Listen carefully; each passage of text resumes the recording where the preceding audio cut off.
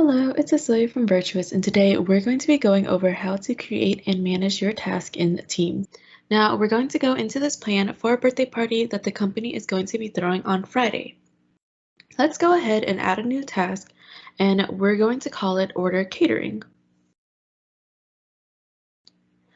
And we're going to set a due date for this. And since we said it needed to be done by Friday, we're going to mark that there, and then we're going to assign this task to Alex. When you click Add Task, it's going to leave you in this task creation box so you can create multiple tasks at the same time. Now that we've assigned this task to Alex and we set the due date, you can see the details are on this card.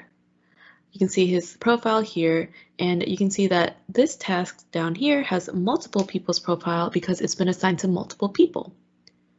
So say we want to change who it's assigned to. You can click here and you can select another person, or you can click the X and remove Alex.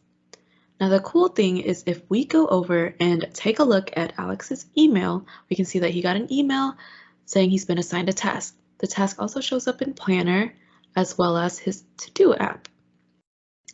So essentially, he's getting all these notifications when he gets assigned a task. He's going to get an email notification, and the task shows up in Planner as well as his Teams.